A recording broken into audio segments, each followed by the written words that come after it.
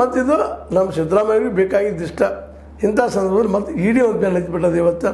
ಮತ್ತು ಒಂದು ಆತಂಕ ಮತ್ತು ಅಧಿಕಾರಕ್ಕೆ ಏನಾಗ್ಬೋದು ಅನ್ನೋ ಭಯ ಅವರಲ್ಲಿ ಮೂಡಲಿಕ್ಕೆ ಶುರುವಾಗ್ಯದ. ಒಟ್ಟಾರೆಯಾಗಿ ಕಾಂಗ್ರೆಸ್ ನೆಮ್ಮದಿಯಿಂದ ಆಡಳಿತ ಮಾಡಲಿಕ್ಕೆ ಬಿ ಜೆ ಪಿ ಕೊಡ್ತಾ ಇಲ್ಲೋ ಅಥವಾ ಕಾಂಗ್ರೆಸ್ನೊಳಗಿನವರ ಕಾಂಗ್ರೆಸ್ಸಿಗೆ ಒಳ್ಳೆ ಆಡಳಿತ ಮಾಡಲಿಕ್ಕೆ ಬಿಡ್ತಾ ಇಲ್ಲವೋ ನೋಡ್ಬೇಕು. ಒಟ್ಟಿನೆಲ್ಲ ಇದರಿಂದಾಗಿ ಜನರಿಂದ ದೂರ ಸರಿಯುವಂತಹ ಒಂದಿಷ್ಟು ಅವಕಾಶಗಳು ಹೆಚ್ಚಾಗ್ತಾವೆ.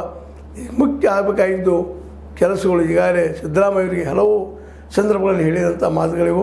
ಈಗ ಮುಖ್ಯವಾಗಿ ರೈತರ MSP ಕಾನೂನು ಮಾಡುವಂಥದ್ದು, ಅದ್ರ ಜೊತೆಗೆ ಈಗಾಗಲೇ ಜಾತಿಯ ಗಣತಿ ಮಾಡಿದ್ದಾರೆ. ಆ ಗಣತಿಯನ್ನು ಪಬ್ಲಿಷ್ ಮಾಡಿ ಅದರಂತೆ ರಿಸರ್ವೇಷನ್ ಹೆಚ್ಚು ಮಾಡುವಂಥ ಎಲ್ಲ ಕೆಲಸಗಳು ಅವ್ರು ಮುಂದಿದ್ದಾವೆ. ಇದನ್ನು ಮಾಡ್ತಾರೆ ಇವೆರಡು ತರ ಅನ್ನುವಂಥ ದೊಡ್ಡ ಹೆಚ್ಚು ಪ್ರಶ್ನೆ. ಯಾಕೆ ಇಷ್ಟೊಳಗೆ ಮಾಡಬೇಕಾಗಿತ್ತು ಅಂದರೆ ಯಾವುದನ್ನಾದರೂ ಇನ್ನೂ ಮಾಡಿಲ್ಲ, ಮುಂದೆ ಮಾಡ್ತಾರೋ ಅನ್ನುವಂಥ ಭರವಸೆ ಇಟ್ಕೊಂಡು ನಾವು ಮಾತಾಡ್ತಾ ಇದ್ವಿ. ಆದರೆ ಸಿದ್ದರಾಮಯ್ಯನವರು ಯಾವ ಫೋರ್ಸಲ್ಲಿ ಹೋಗ್ಬೇಕಾಯ್ತು ಮುಂದೆ ಹೋಗ್ತಾ ಇಲ್ಲ. ಮೋಸ್ಟ್ ಪ್ರಾಬಲಿ ಇಲ್ಲಿ ಒಕ್ಕಲಿಗೆ ಮತ್ತು ಲಿಂಗಾಯತ್ ಲಾಬಿಗೆ ಅವರೊಂದಿಷ್ಟೇನೋ ಬೆದರಿದಂಗೆ ಅಂತಾರೆ. ಅದನ್ನು ಮೀರಿ ಹೋಗೋದು ಕಷ್ಟ ಅಂತ ಮೌನ ವಹಿಸಿದಾರೋ ಏನೋ ನೋಡಬೇಕು. ರಾಜಕೀಯ ಅಂತರಂಗದಲ್ಲಿ ಏನು ನಡೀತಾ ಇರ್ತಾವಂತೇಳಿ ಈಗ ಮಾತ್ರ ಸಿದ್ದರಾಮಯ್ಯ ಶೇಪ್ ಇದ್ದರೂ ಸಹಿತ ಇಡೀ ಅವರ ಬೆನ್ನು ಹತ್ತಿಕೊಳ್ತದೆ. ಯಾವ ಬೇಕಾದ ಏನು ಬೇಕಾದ ಆಗ್ಬೋದು.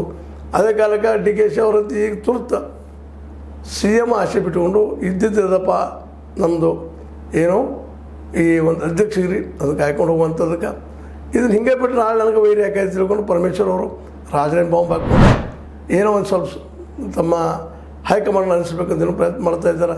ಇವ್ರ ನಡಕ್ಕೆ ಸತೀಶ್ ಅವ್ರು ಧ್ವನಿ ಹಾಕೋಯ್ತು ಕೇಳಿ ಬರ್ತಾ ಇಲ್ಲ. ಮೋಸ್ಟ್ ಪ್ರಾಬಲಿ ಅವರು ವೇಟ್ ಮಾಡೋಕ್ಕಿರಬೇಕು. ನೋಡು ಮುಂದಿನಲ್ಲಿ ಏನೇನು ಆಗ್ತದೆ ಅಂತೇಳಿ. ಅದೇನೋ ಆಗಲಿ ಸಿದ್ದರಾಮಯ್ಯರಿಗೆ ಮಾತ್ರ ಈಗ ಇಡೀ ಭಯ ಶುರುವಾಗ್ಯದ. DKC ಅವ್ರಿಗೆ ಅಧ್ಯಕ್ಷರಿಗೆ ಸಿಕ್ಕರೆ ಸಾಕಪ್ಪ ಅನ್ನೋ ಮಟ್ಟಕ್ಕೆ ಇದ್ದಾರೆ. ಅದನ್ನು ಹೇಗಾದರೂ ಮಾಡಿ ಪಡಿಬೇಕನ್ನೋ ಚಿಂತನೆಯಲ್ಲಿ ಪರಮೇಶ್ವರ ಇದ್ದಾರೆ. ಇವು ಈಗಿನ ಡೆವಲಪ್ಮೆಂಟ್ಗಳು. ನಾಳೆ ಮತ್ತೆ ನೋಡೋಣ ನಾಳೆ ಅಂತ ಹೇಳ್ತಾ ಇದು ನಿಮಗೆ ಲೈಕ್ ಆಗಿರ್ಬೋದು. ಲೈಕ್ ಮಾಡಿ, ಶೇರ್ ಮಾಡಿರಿ, ಕಾಮೆಂಟ್ ಮಾಡಿ, ಜೊತೆಗೆ ಸಬ್ಸ್ಕ್ರೈಬ್ ಆಗೋದು ತಿಳಿಸ್ಕೋಬೇಡ್ರಿ. H16 ನ್ಯೂಸ್ ಇದು ಸತ್ಯದ ಕೈಗಳಲ್ಲಿ ವಂದನೆಗಳು.